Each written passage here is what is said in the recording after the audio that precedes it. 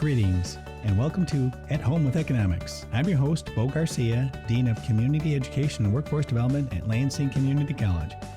At Home with Economics is a space where we explore business, workforce, and community development initiatives and how they impact our daily lives.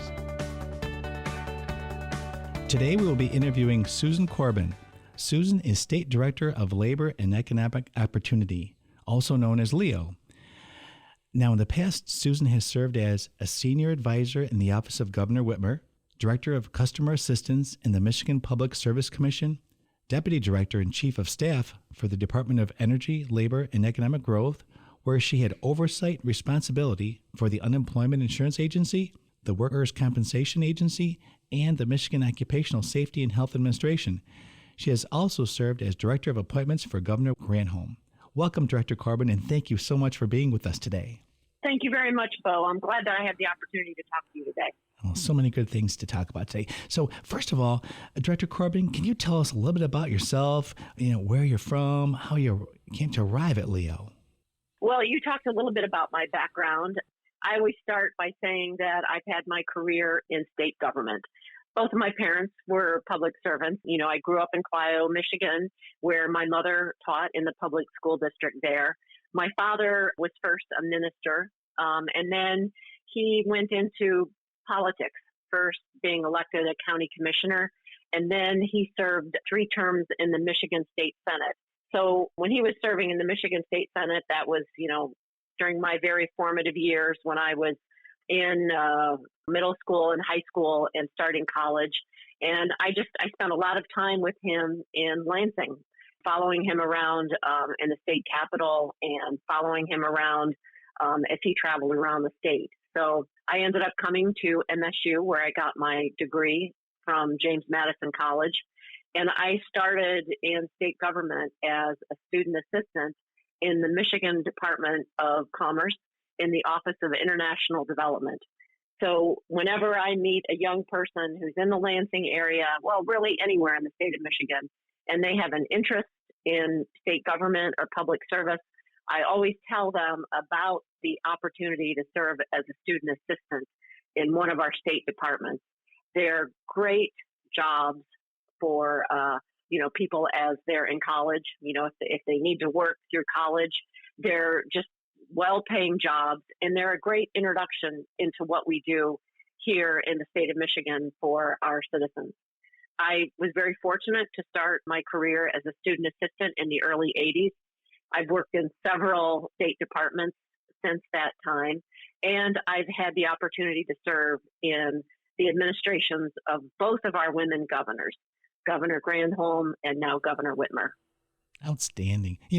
Your history and the role models that you've had in your parents is just tremendous. I can see how it kind of played out in your life, and you saw some really good things being done, and you continue to do them yourself. So thank you for your service. That is fantastic. Well, thank you. Could you tell us a little bit about what LEO is, its mission, purpose, kind of at the 10,000-foot level? Yes. The governor created the Department of Labor and Economic Opportunity in the first year of her administration. She really felt that it was important that she merged the 20 agencies that are in our department, because she thought that it was critically important that the traditional labor functions, our activities around employment and training, economic development, and our community and housing activity were all sitting in the same place of state government, so that we could all be working in the same direction. And our basic mission is to expand economic opportunity and prosperity for all Michiganders. Our department strives to work all together to help close opportunity gaps in talent, economic and workforce development, and housing and community development, as I mentioned. We know that we need to make Michigan a place where all people, businesses, and communities have the means to reach their full potential. That is tremendous alignment, and it makes perfect sense. 20 agencies, that's pretty comprehensive, and doing just a tremendous job at it too. Thank you so much. Along those lines, what type of economic impact has LEO had on Michigan over the last few years in relation to workforce development? Well, some of the things that I'm particularly proud of, I talk a lot about registered apprenticeship programs and pre-apprenticeship programs. Since 2019, Leo has awarded more than $27 million in state apprenticeship expansion grants. These funds will go to support the development of more than 8,000 registered apprentices by 2027. Apprenticeship in Michigan really allows people to earn while they learn. Someone who enters apprenticeship program, they are paid, while they're working and while they're being educated through the apprenticeship model. And they walk out of that experience without any kind of student debt and a really strong portable skill set. So I'm very proud of the work that we're doing there. We have responsibility for the Going Pro Talent Fund. That's a program that helps ensure that employers have the talent that they need to compete and grow. But also, it's a program that gives employees the kinds of skills that they need for in-demand jobs.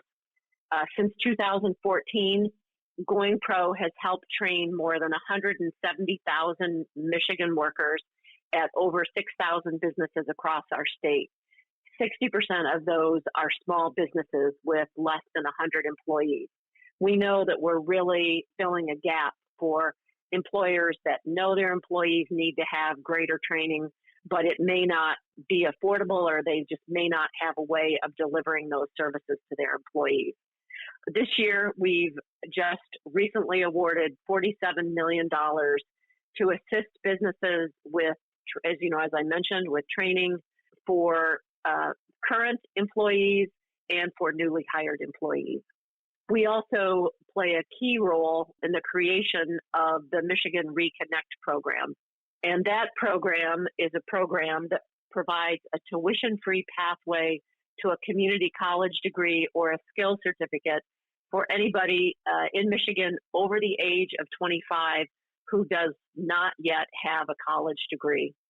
More than 120,000 Michiganders have been accepted into that program, and we know that 27,000 people have already enrolled in community colleges, and nearly 3,000 people have earned their degree or skill certificate. And just recently, the legislature has changed the rules around Michigan Reconnect, making anybody over the age of 21 eligible for that program. So we know that these programs show great promise in our state because we know that if somebody has a post-secondary degree or a skills certificate, they're much more likely to be in our workforce, and they're going to be in our workforce earning a higher wage. Absolutely. You know what I love about everything you just said? First of all, Lansing Community College participates in as many of those fantastic programs that you just mentioned as we possibly can. But what's also extraordinary is this.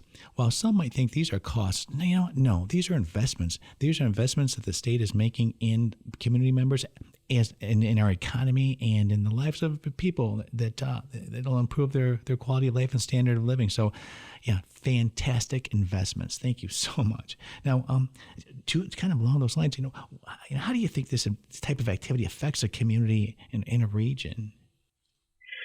Well, you've just touched on that. We know that if we make investments in higher education and skills certificate, we can help someone secure a better future for themselves and for their family. And all of that ensures Michigan's economic vibrancy.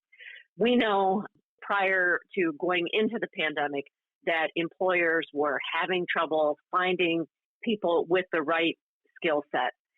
We know that more jobs are requiring an increase in skilled workers who possess education and training beyond just a high school diploma. We expect that by 2026 alone, we will have 545,000 openings for professional trades. So by preparing our workforce for today's higher skilled, higher wage jobs and the jobs we know that are on the horizon, we're helping pull Michigan families out of working poverty. As I mentioned, we're increasing our labor force participation rate because if someone has a degree and they are going to step into a well-paying job, they're going to be working. And all of that helps create thriving communities that act as magnets for talent and capital. Wow. This, as I said earlier, these are so comprehensive. These resources are so vast. Organizationally, how is Leo structured to deliver all of these types of opportunities? Well, we've talked about the 20 agencies, bureaus, commissions, councils that all work in our department to expand economic opportunity and prosperity for all. Leo's strategic combination of agencies and divisions, I think, really helps position us to deliver these opportunities. Our Office of Employment and Training houses the bureaus that are designed to help develop customized workforce solutions for businesses and individuals, including those people with disabilities. Through those programs, the services that we provide, the partners that we work with, Employment and Training supports Michigan's workforce system with a focus on worker training, supports for career-based education, job preparedness, and connecting people to employment services. Our labor division consists of the agencies and commissions that are devoted to ensuring workplace safety and equitable labor relations for employees and employers.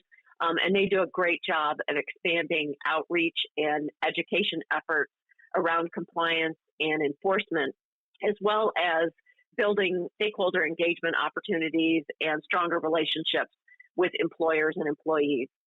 Our Prosperity Division works to create and execute strategies that build prosperity for Michiganders.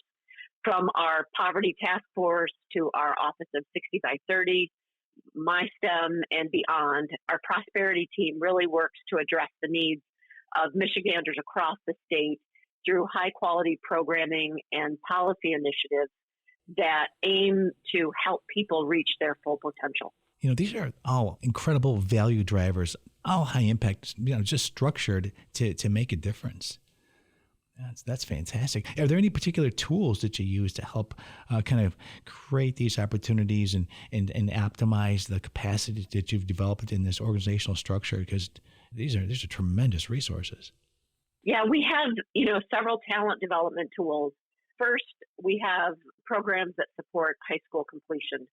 In Michigan, we have nearly 500,000 people that have not completed high school. So our employment and training staff provides support for Michiganders to take that first step in gaining post-secondary credentials so that they can fill those in-demand, high-wage jobs that we know are in Michigan. Adult education assistance for Michiganders over the age of 23 who need help obtaining a high school diploma or placement in a career training program or a transition to a Michigan Community College or a university is a critical tool in our toolbox. We also provide assistance to immigrants and English language learners. We don't want that to be a barrier for someone stepping into a good paying job. Employment and training, as I mentioned, also supports individuals with disabilities. We have our Vocational Rehabilitation Bureau. We also have the Bureau of Services for Blind Persons. I guess I misspoke. It's our Michigan Rehabilitation Services. And then both of those bureaus provide vocational rehabilitation services. We're committed to helping people with differing abilities receive the support that they need so that they can be prepared to pursue and retain careers. We also have a unique program in the Michigan Career and Technical Institute. It offers 13 career and technical education programs to provide vocational training for individuals with a disability. And this is just like, attending a college. It's a residential program that's available for people across the state of Michigan. And then people who graduate through that technical institute receive industry recognized credentials and typically step right into a job. We also support returning citizens. Our Veterans Employment Services, that team leads initiatives that help justice-involved veterans, including the Michigan Incarcerated Veterans In-Reach program. And that program provides pre-release education and employment assistance and career guidance to incarcerated veterans at 7 correctional facilities across Michigan. We also have the Michigan Citizen Reentry Initiative. That initiative provides in-reach services at federal correctional facilities for reentry services. As I'm listening to this is such a vast and equitable talent pipeline model that you've developed it. I mean, the range of resources to such a broad audience is just phenomenal. Wow. Wow. Are there any types of partnerships that you have with different organizations to provide these types of services? For instance, federal, state, local, private sector, education, et cetera, anything along those lines? Absolutely. We might be the state agency that leads efforts on talent and workforce, but we know that we need to rely on many partners across the state to help accomplish our goals. We strongly value the partnerships that we have with our state leaders and other departments, local workforce agencies, community colleges, universities, and other training providers, stakeholders in the housing and community development arena, nonprofits, foundations. One of our strongest partnerships is with our local Michigan Works agencies. We leverage various sources of funds that flow through LEO to the local MWA partners to provide support to Michigan people and businesses on the ground. Those services might include customized recruitment and training so that a business can have a fresh start or they can grow in Michigan. We provide flexible training dollars through the Going Pro Talent Fund that I mentioned. MWAs also provide support to remove barriers to employment for low-income, poor, and working poor residents, including those who earn above the poverty level but not enough to adequately sustain a household. They also provide supportive services to address transportation, legal services, childcare, clothing needs, tools for work, any other kind of barrier that a person has to entering the workforce. And one of the unique collaboratives that we have is the EV Jobs Academy. We know it's critically important in Michigan that we make the transition from ICE to electric vehicles.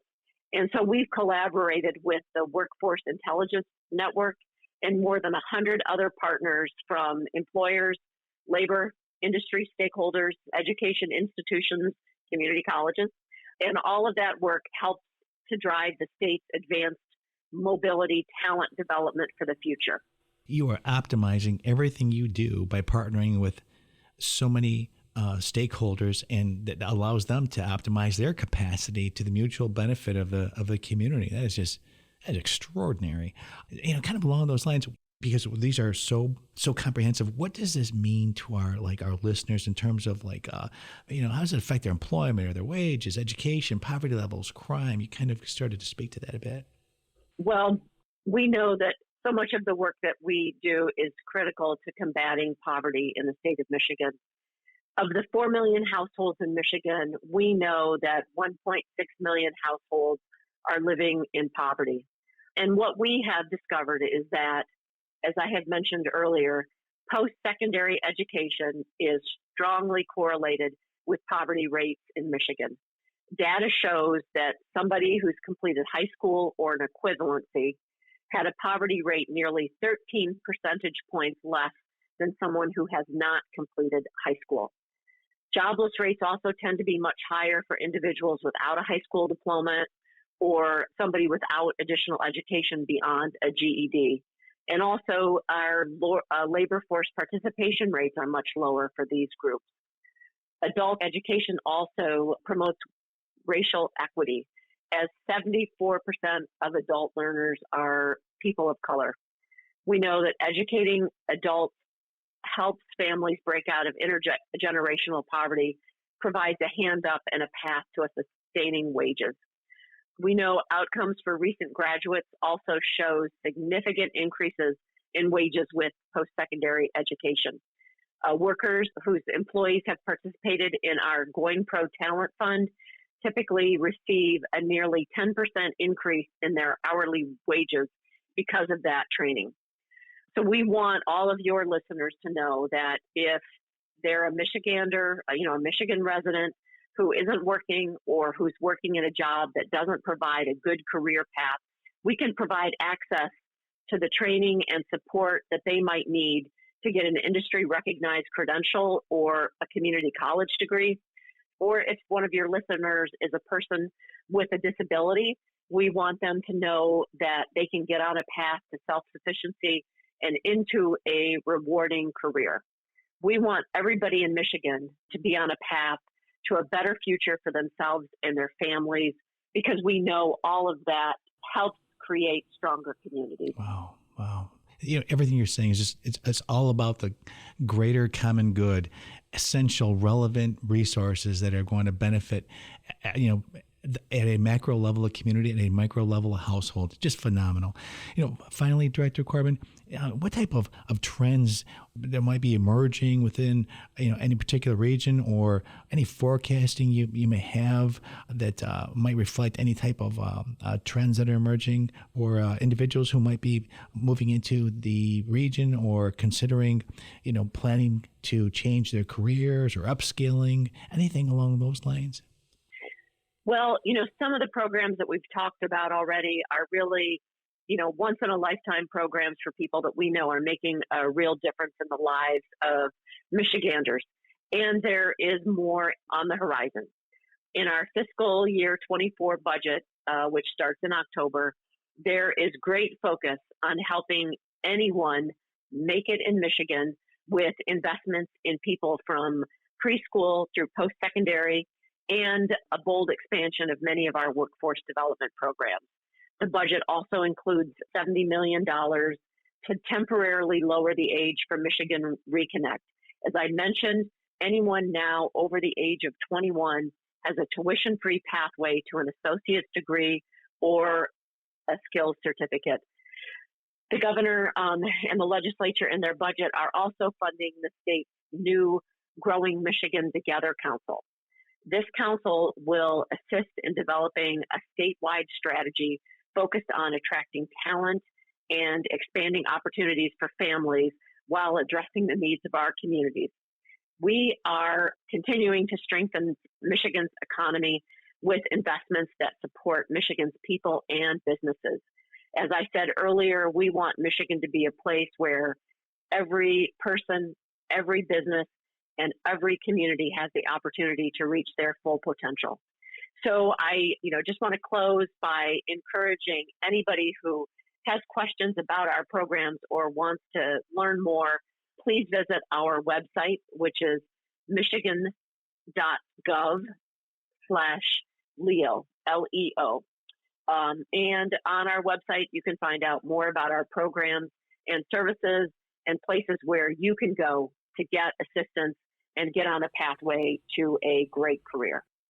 Phenomenal. What a pleasure to speak with you today, Director Corbin. And thank you for sharing this excellent information about the Department of Labor and Economic Opportunity, also known as LEO, how it supports our regional economy and the members of this community. Thank you. Thank you very much for the opportunity to talk about this.